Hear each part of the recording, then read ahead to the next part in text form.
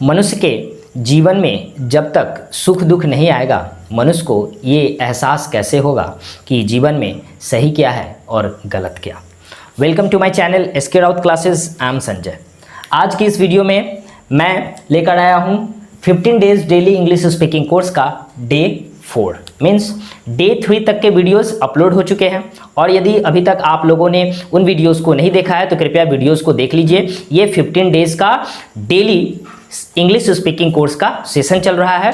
Means आपको 15 days में English सीखने के जितने भी फंडे हैं, जितने भी तरीके हैं, वो सभी आपको बताए जाएंगे डेली एक एक वीडियो के माध्यम से। राइट, तो बने रहिए 15 डेज तक हमारे वीडियोस के साथ और वीडियोस को देखिए और जैसा वीडियोस में गाइडलाइन किया जा रहा है, जैसा बताया जा रहा है, आप उसी तरह से फॉलो करते रहिए, उसका पालन करते रहिए, उसको प्रैक्टिस कीजिए, तो आप भी 15 डेज के बाद इंग्लिश में बहुत ही परफेक्ट हो जाएंगे, निपुण हो जाएंगे। राइट, तो आज मैं आप लोगों को इस वीडियो में बताने वाला हूं मॉडल वर्ब्स के बारे में। जैसा कि मैंने पिछले वीडियोस में बताया था कि इंग्लिश बोलने में 60% जो है यूजेस वो टेंस के होते हैं। मीन्स ज़्यादातर सेंटेंसेस जो है वो टेंसेस से बोले जाते हैं। राइट, ऐसा कुछ नहीं है कि अलग से ज़्यादातर सेंटेंसेस बोले जाते हैं। टेंस आपका कंप्लीट हो गया, मीन्स टेंस को आप बहुत अच्छी तरीके से बखूबी आप यदि जान जाते हैं, है ना, उसके सेंटेंसेस को आप दिमाग में बैठा लेते हैं। तो बैठाने के लिए आपको याद नहीं करना है, क्योंकि यहाँ पर कुछ याद नहीं करना है, ये सब है लॉजिक। आप याद कीजिए, प्रैक्टिस कीजिए और प्रैक्टिस करते जाइए। जिस तरह से आप प्रैक्टिस करते जाइएगा उसी तरह से आप इंग्लिश में परफेक्ट होते जाइएगा, निपुण होते जाइएगा। राइट, तो टेंस का 60% यूज़ होता है और मॉडल वर्ब्स का 30% यूज़ होता है इंग्लिश बोलने में। तो आज की इस वीडियो में हम लोग टोटल मॉडल वर्ब्स के बारे में इसी वीडियो में पूरी तरह से जानने वाले हैं। और उसके बाद इसको जानने के बाद आपको क्या करना है कि घर पे अपने कॉपी पे सेंटेंसेस बनाने हैं, प्रैक्टिस करने हैं। जैसा कि मैंने बताया कि एक सेंटेंस लेना है और एक सेंटेंस पे अप्रॉक्सीमेटली आपको 10 सेंटेंसेस बनाने हैं। जैसा कि देखिए, यदि एक सेंटेंसेस लेना है कि मैं पढ़ सकता हूँ, तो पढ़ सकता हूँ, उससे फिर लेना मैं नहीं पढ़ सकता हूँ, क्या मैं पढ़ सकता हूँ, क्या मैं नहीं पढ़ सकता हूँ, मैं कब पढ़ सकता हूँ, मैं कब नहीं पढ़ सकता हूँ, मैं क्यों पढ़ सकता हूँ, मैं क्यों नहीं पढ़ सकता हूँ। I can read, I can not read, can I read, can I not read, when can I read, when can I not read, how can I read, how can I not read. इस तरह के sentences आपको लेने हैं, उनका आपको English में translate करना है। Because unless you do practice you will not be perfect in any particular work whether related to anything. Right, so देखिए, तो मॉडल वर्ब्स जो है इसकी संख्या होती है 13। राइट, तो इसमें सिर्फ हम लोग स्पोकन के हिसाब से, स्पोकन के लिहाज से ही इन मॉडल वर्ब्स के बारे में जानने वाले हैं, क्योंकि इनका भी जो है यूजेस मॉडल वर्ब्स में काफ़ी इंपॉर्टेंस रखते हैं, महत्व रखते हैं। ओके, तो बढ़िया से अच्छे से वीडियो को आप लोग देखिएगा और प्रैक्टिस कीजिएगा। ओके, तो देखिए मॉडल वर्ब की संख्या होती है 13। Can, could, may, might, shall, will, would, should, need, must, used to, ought to और डेयर। तो आज सबसे पहले हम लोग देखेंगे कैन, मे और माइट। देखिए कैन, मे और माइट, इसका यूज हम लोग देखेंगे। राइट, और ये तीनों का जो मतलब होता है, ये तीनों का मतलब होता है सकना। मीन्स कैन, मे और माइट का प्रयोग हम लोग सकना के सेंस में करेंगे। राइट, अब देखिए कैन का प्रयोग जो है वो शक्ति मीन्स पावर, क्षमता और योग्यता बताने के लिए किया जाता है। किसका प्रयोग? कैन का प्रयोग पावर, कैपेसिटी, एबिलिटी बताने के लिए किया जाता है। जबकि मे का प्रयोग जो है वो संभावना के लिए,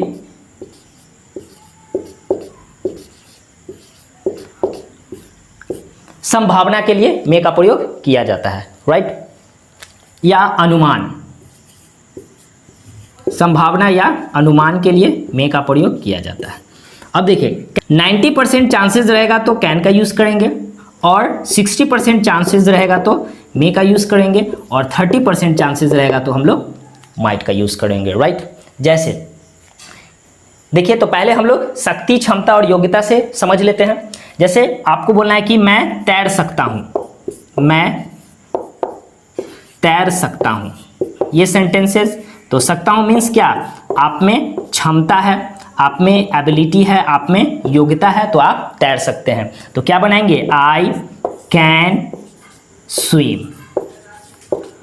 आप बोलेंगे कि मैं नहीं तैर सकता हूं, तो आई कैन नॉट, कैन और नॉट दोनों को सटा कर लिखेंगे, स्विम।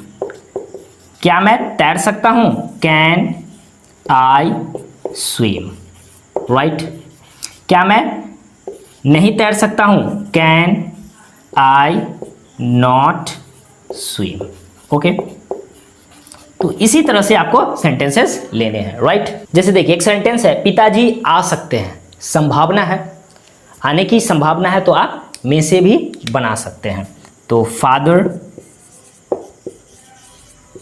मे कम, राइट। और यदि आपको लगे कि पिताजी के आने की संभावना कम है, मीन्स 30% चांसेस है, कहीं दूर है, हो सके तो आज नहीं भी आ सकते हैं, 30% लेकिन चांसेस है, तो आप माइट से भी बना सकते हैं। Father might come, right. एक और सेंटेंस देखते हैं, आज वर्षा हो सकती है, आज वर्षा हो सकती है। अब देखिए आप चाहे तो इसे आप कैन से भी बना सकते हैं, मे से भी बना सकते हैं, माइट से भी बना सकते हैं। स्पोकन में जो है जब भी सकना आए तो आप तीनों में से किसी से भी बना सकते हैं, वो रॉन्ग नहीं माना जाएगा स्पोकन में।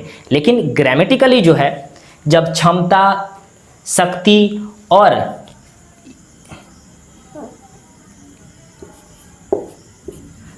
योग्यता रहे, शक्ति, क्षमता और योग्यता रहे तो हम कैन का यूज़ करेंगे, संभावना और अनुमान रहे तो मे का यूज़ करेंगे, और बहुत ही कम संभावना रहे तो हम लोग माइट का यूज़ करेंगे, राइट।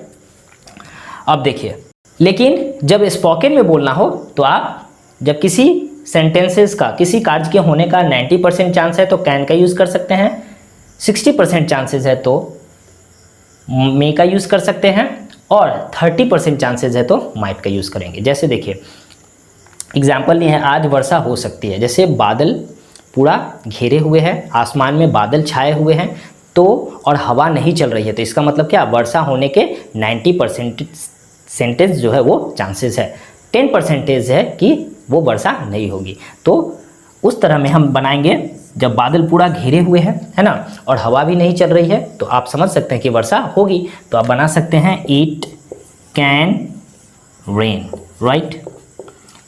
अब देखिए बादल घेरे हुए हैं और हवा भी चल रही है, तो उसमें उस सेंस में क्या होता है कि 60% चांसेस है होने के, और 40% चांसेस जो है वो नहीं भी हो सकती है।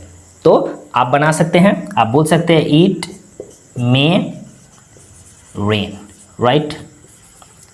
और जब बादल नहीं घेरे हुए हैं, है ना, धूप निकली हुई है, और लेकिन कभी कभी ऐसा होता है कि धूप निकली हुई है फिर भी बारिश हो जाती है, तो 30% चांसेस है बारिश होने के, तो आप बना सकते हैं it might rain, it might rain, right. तो मुझे लगता है कि आप लोग जो है कैन में और माइट का यूज़ समझ गए होंगे, राइट। अब हम लोग देखेंगे कुड के बारे में, ओके। देखिए कुड का प्रयोग हम लोग सका के सेंस में करेंगे, जैसे, और ये कुड जो होता है वो कैन का पास्ट फॉर्म होता है ना, कुड जो होता है वो कैन का पास्ट फॉर्म होता है, और सका के सेंस में हम लोग कुड का प्रयोग करेंगे। जैसे मैं परीक्षा पास कर सका, मैं परीक्षा पास कर सका, वह इस काम को कर सकी, तुम परीक्षा पास क्यों नहीं कर सके, वह इस काम को क्यों नहीं कर सका, भारत मैच क्यों नहीं जीत सका। तो सका के सेंस में रहेगा तो कुड का प्रयोग करेंगे, तो इसका क्या बनाएंगे, I could pass the examination, right, examination, I could pass the examination. इसका निगेटिव बनाना है, मैं परीक्षा पास नहीं कर सका, I could not pass the examination, I could not pass the examination, I could not pass the examination.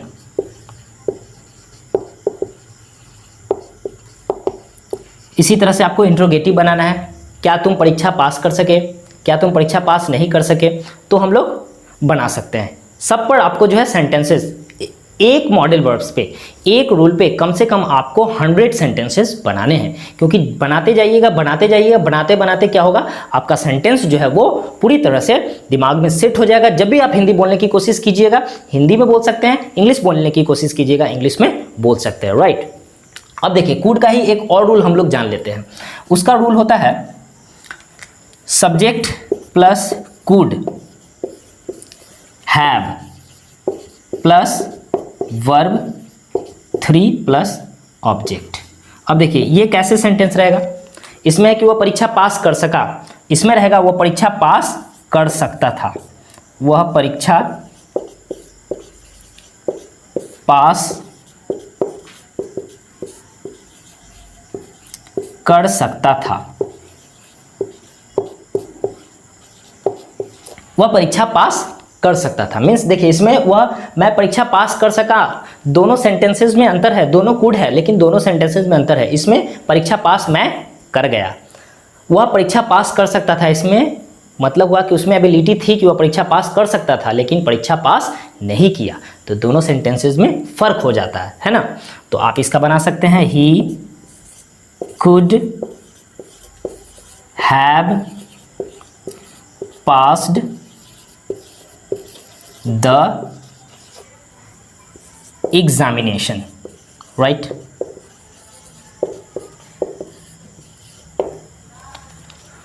तो ये हो गया। इस पर आप निगेटिव भी बना सकते हो, वो परीक्षा पास नहीं कर सकता था, क्या वो परीक्षा पास कर सकता था, क्या तुम खाना बना सकते थे, क्या तुम खाना नहीं बना सकते थे, तुम क्यों खाना नहीं बना सकते थे, तुम क्यों इस काम को नहीं कर सकते थे। इस तरह से सेंटेंसेस लेने हैं और आपको उसको इंग्लिश में ट्रांसलेट करना है, राइट। मैं पहले ही बता दिया हूं, जब तक आप मेहनत नहीं कीजिएगा कोई आपके दिमाग में डायरेक्टली सेट नहीं कर देगा, राइट। कितना भी वीडियोस देख लीजिए, कितना भी कुछ भी देख लीजिए, सुन लीजिए, ऐसा कुछ नहीं होगा। आपको क्या करना होगा, प्रैक्टिस करना होगा, because practice makes man a perfect, right. चलिए अब हम लोग देख लेते हैं शैल विल के बारे में, राइट। अब देखिए शैल विल का मतलब होता है गागेगी, ये फ्यूचर में है। आप लोगों ने टेंस में भी पढ़ा था, मैंने फ्यूचर इंडेफिनिट में फ्यूचर इंडेफिनिट जो पढ़ा था उसमें मैंने बताया था कि शैल विल का प्रयोग जो है वो गागेगी के अर्थ में करेंगे, तो मॉडल वर्ब्स में भी इसको देखना है। चलिए देख लेते हैं। तो गागेगी के सेंस में इसका यूज करेंगे, आई वी के साथ शैल लगाएंगे और जितने भी सब्जेक्ट्स आएंगे सबके साथ हम लोग विल लगाएंगे, राइट। जैसे देखिए वह आज आएगी, तो इसको आप बना सकते हैं, वह आज आएगी। आपको ज़्यादा बड़े सेंटेंसेस नहीं लेने हैं, ज़्यादा भारी नहीं सोचना है, क्योंकि हम लोग जो डेली लाइफ में सेंटेंसेस यूज़ करते हैं वो बहुत ही आसान सेंटेंसेस, सिंपल सेंटेंसेस होते हैं। लोग क्या करते हैं, भारी सीखने में, ज़्यादा लंबे लंबे सेंटेंसेस बनाने में रह जाते हैं और वो सीख नहीं पाते हैं। आपको बहुत बेसिक से स्टार्ट करना है और छोटे छोटे ही सेंटेंसेस लेने हैं। आप विचार कीजिए, आप कंसिडर कीजिए, सोचिए कि मैं सुबह उठने से लेकर रात के सोने तक किस किस तरह के सेंटेंसेस का इस्तेमाल करता हूं। क्योंकि अधिकतर लोग क्या करते हैं, बड़े बड़े सेंटेंसेस बनाने में, ज़्यादा बड़े बड़े रूल्स पढ़ने में, स्पेशल रूल्स पढ़ने में वो अपना टाइम वेस्ट कर देते हैं और वो सीख भी नहीं पाते हैं। सिंपल सेंटेंसेस लेना है, जो सेंटेंसेस हम डेली लाइफ में यूज़ करते हैं और उन्हीं का ट्रांसलेट करना है, उन्हीं को प्रैक्टिस करना है, राइट। चलिए देखिए वह आएगी, तो क्या हो जाएगा, सी और आई वी के साथ शैल लगता है, तो सी के साथ क्या लगेगा, विल। तो लिखेंगे विल कम, राइट। अब इसका नेगेटिव बनाना है, वह नहीं आएगी, तो सी विल नॉट कम, राइट। आप चाहे तो लिख सकते हैं सी वोंट कम, विल के जगह पर आप लिख सकते हैं वोंट कम, राइट। क्या वह आएगी, विल सी कम। क्या वह नहीं आएगी, विल सी नॉट कम, है ना। कितना तुरंत सोचते हैं सेंटेंसेस हिंदी में और तुरंत उसका इंग्लिश में ट्रांसलेट हो जाता है। इसके लिए कुछ ज़्यादा नहीं करना है, सिर्फ प्रैक्टिस कीजिए। मैं बार बार यही कहता हूं कि आप सेंटेंसेस ट्रांसलेट कीजिए, उसको कॉपी में बनाइए, सोचिए वैसे सेंटेंसेस जो आप डेली बोलते हैं, राइट। अब देखिए एक मैं वाले या हम लोग वाले पर ले लेते हैं सेंटेंस। देखिए सेंटेंस है मैं तुमसे बात नहीं करूँगा, ये भी सेंटेंस बोलते हैं ना। आपके जब फ्रेंड से कलीग से यदि झगड़ा हो जाता है ना, कुछ प्रॉब्लम हो जाते हैं तो बोलते हैं ना मैं तुमसे बात नहीं करूँगा, जाओ। इस सेंटेंस को यदि इंग्लिश में बोलना है तो क्या बोलेंगे? मैं तुमसे बात नहीं करूँगा, आई के साथ क्या लगेगा? शैल, उसके बाद not talk to you, right. अब तुम मुझसे बात क्यों नहीं करोगे? फिर तुम्हारा आपका दोस्त पूछेगा तुम मुझसे बात क्यों नहीं करोगे, तो why will you not talk to me, है ना।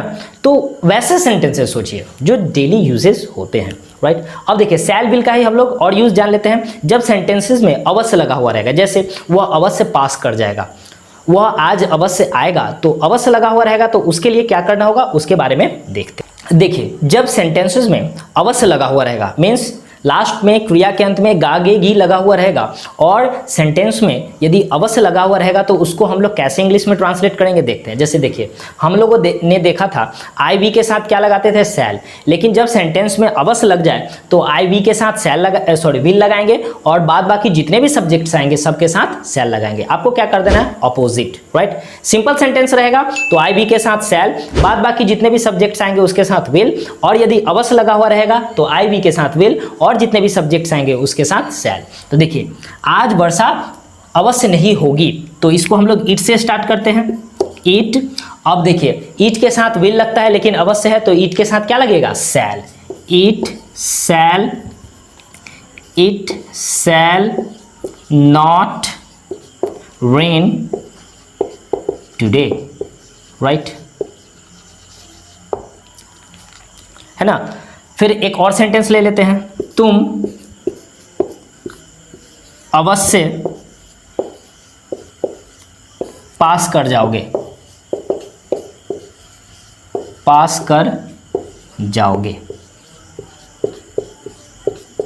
इसको बनाना है तो क्या हो जाएगा? यू, और यू के साथ लगता है विल लेकिन अवश्य लगा है तो यू के साथ क्या लगाएंगे? शैल। तो यू शैल पास। कितना सिंपल है देखिए, है ना। इस तरह से निगेटिव, इंट्रोगेटिव, WH निगेटिव बनाइए, प्रैक्टिस कीजिए, खूब प्रैक्टिस कीजिए, राइट। चलिए शैल विल के बारे में देख लिए, अब हम लोग देखते हैं वुड के बारे में। ओके, अब देखिए वुड के बारे में जान लेते हैं। वुड का मतलब भी होता है गागेगी। हम लोगों को सिर्फ स्पोकन के नजरिए से देखना है, ज्यादा स्पेशल रूल्स पे नहीं जाना है, ज्यादा बड़े बड़े सेंटेंसेस नहीं लेने, राइट। देखिए जहां पे हम लोग शैल विल का यूज करते थे गागेगी के सेंस में, वुड का भी प्रयोग हम लोग गागेगी के सेंस में ही करेंगे। आई वी के साथ शैल लगाते थे, बाद बाकी जितने भी सब्जेक्ट्स आते थे सबके साथ विल लगाते थे। वुड का प्रयोग हम लोग सब में करेंगे, आई वी ही सी यू इट दे जितने भी है सबके साथ। उसी तरह से बेधड़क यूज करते जाइए सब सब्जेक्ट्स के साथ, राइट। जैसे देखिए वे लोग आज यहाँ आएंगे, सेंटेंस बनाना है। आप वे लोग हैं तो दे के साथ विल भी लगा सकते हैं, और आप चाहे तो वुड भी लगा सकते हैं। तो लिखिए दे वुड कम हियर, और कब? आज, तो टुडे, राइट। उसी तरह से निगेटिव, इंट्रोगेटिव निगेटिव सब बनाइए। जैसे वे लोग आज यहाँ नहीं आएंगे तो they would not come here today, right. एकदम सिंपल है। इंट्रोगेटिव बनाइए, क्या वे लोग आज यहाँ आएंगे? Would they come here today, would they come here today, right. कितना सिंपल है। इसी तरह से इंट्रोगेटिव निगेटिव, WH निगेटिव बनाइए। ओके, वुड देख लिए। अब हम लोग देखते हैं शुड के बारे में। ओके, शुड का मतलब होता है क्या? चाहिए। जब भी आपको सेंटेंस चाहिए से बोलना है, तुम्हें पढ़ना चाहिए, तुम्हें नहीं पढ़ना चाहिए, आपको वहां जाना चाहिए, आपको वहां नहीं जाना चाहिए, चाहिए रहेगा तो आप शुड का यूज करेंगे, राइट। तो देखते हैं सेंटेंसेस। जैसे देखिए सेंटेंस है, तुम्हें मेहनत करनी चाहिए। मीन्स किसी को बोलते हैं ना कोई मेहनत नहीं कर रहा है पढ़ाई में या अपने कार्य में, तो उसको हम एडवाइस देते हैं तुम्हें मेहनत करनी चाहिए। तो क्या बनाएंगे इसका? यू, उसके बाद लिखेंगे क्या? शुड, हो गया। और मेहनत करना का होता है लेबर, हो गया। यू शुड लेबर, या यू शुड डू लेबर भी लिख सकते हैं। आपको उसे नहीं पीटना चाहिए, किसी को समझाते हैं आपको उसे नहीं पीटना चाहिए, तो आप बना सकते हैं you should not beat him, right. इसी तरह से इंट्रोगेटिव सेंटेंस, क्या मुझे पढ़ाई करनी चाहिए, तो बना सकते हैं शुड को पहले लिखेंगे शुड आई स्टडी, क्या मुझे नहीं पढ़नी चाहिए, शुड आई नॉट स्टडी। इस तरह से इंट्रोगेटिव नेगेटिव डब्ल्यूएच बनाइए। अब देखिए शुड का देख लिए, अब हम लोग पहले देखते हैं मस्ट के बारे में, राइट। शुड का देख लिए, शुड का ही एक और हम लोग रूल जानते हैं। अब देखिए जब सेंटेंसेस में चाहिए था लगा हुआ रहेगा तो उसको हम लोग कैसे इंग्लिश में ट्रांसलेट करेंगे।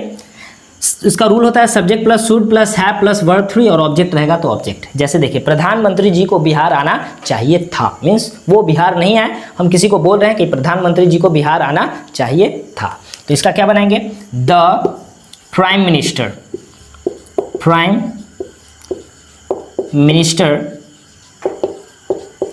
उसके बाद क्या लिखेंगे शुड लिख दिए, फिर लिखेंगे have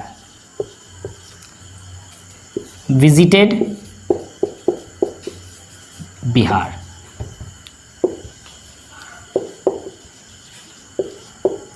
right. The prime minister should have visited Bihar, प्रधानमंत्री को बिहार आना चाहिए था। इस तरह से वैसे सेंटेंसेस खोजिए जो चाहिए था से यूज होते हैं, मीन्स वैसे सेंटेंसेस आप जो चाहिए था से बोलते हैं उस प्रकार के सेंटेंसेस हिंदी में खोजिए और फिर उसका इंग्लिश में ट्रांसलेट कीजिए, राइट। चलिए अब हम लोग देख लेते हैं नीड के बारे में। अब देखिए नीड का मीन्स होता है आवश्यकता या जरूरत। जब भी आपको किसी चीज़ की आवश्यकता होगी, किसी चीज़ की जरूरत होगी तो आप नीड का इस्तेमाल कर सकते हैं। जैसे मुझे कलम चाहिए या मुझे कलम की आवश्यकता है तो आप बना सकते हैं आई नीड अ पेन, है ना। मुझे कलम नहीं चाहिए, मुझे कलम की आवश्यकता नहीं है तो I need not a pen. अब किसी से पूछेंगे क्या तुम्हें एक कलम चाहिए, क्या तुम्हें एक कलम की ज़रूरत है या क्या तुम्हें एक कलम की आवश्यकता है, तो क्या लिखेंगे need you a pen, right.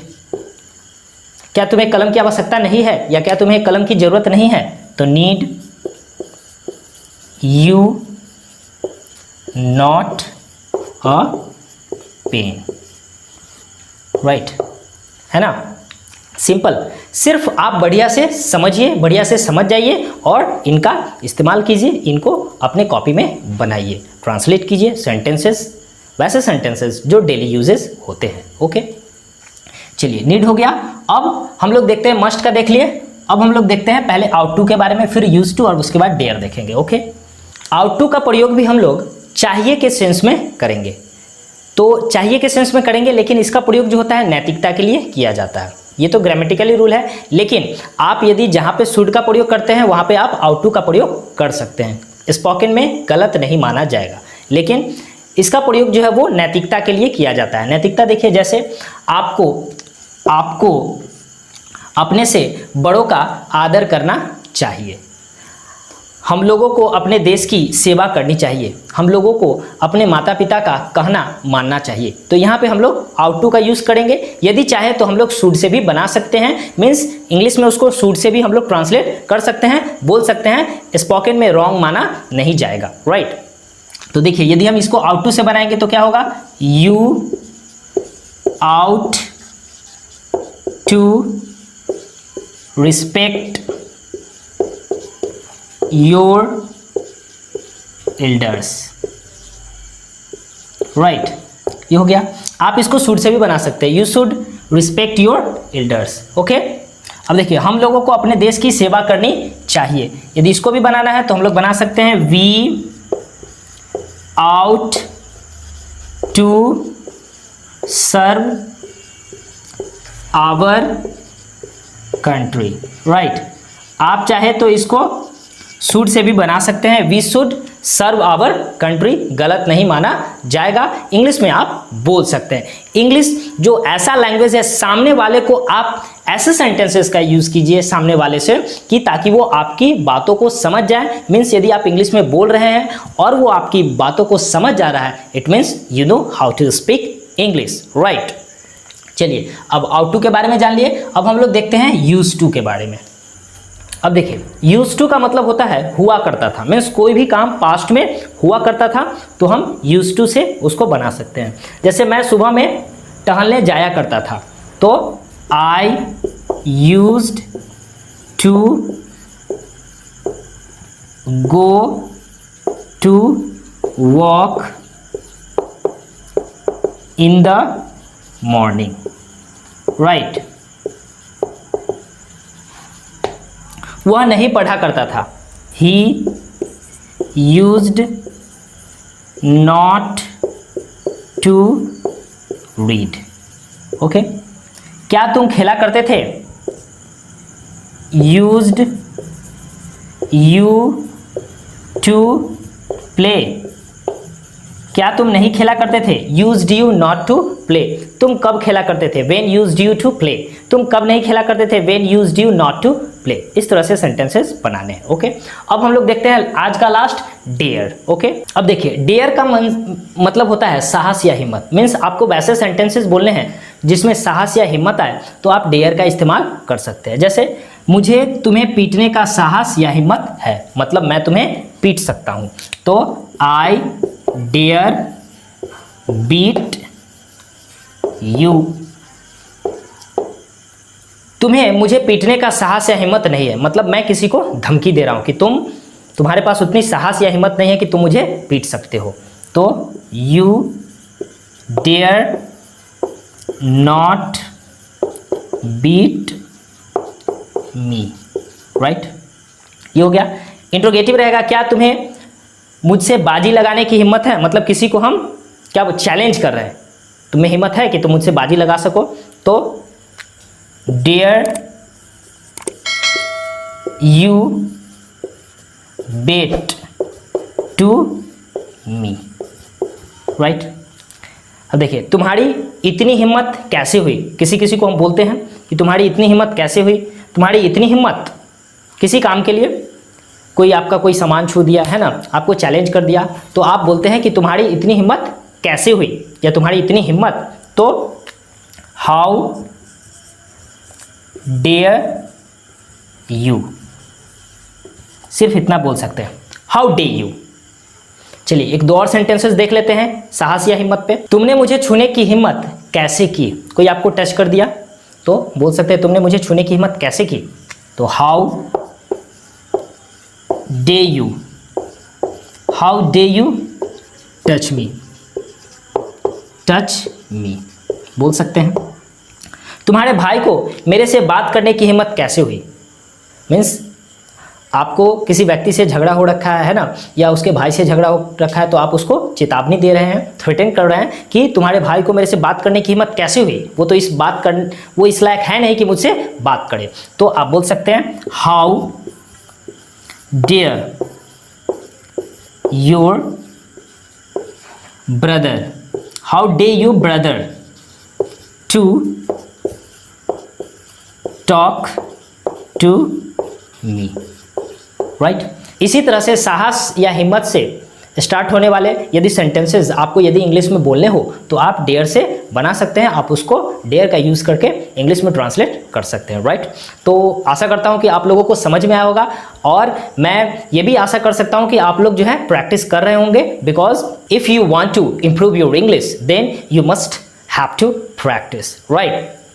तो आप उसको प्रैक्टिस कीजिए, बनाइए। तो हम लोग फिर मिलते हैं डे 5 में कुछ और नए टॉपिक्स के साथ जो हमारे इंग्लिश को इम्प्रूव करने में और भी मददगार साबित होंगे, राइट। तब तक के लिए धन्यवाद।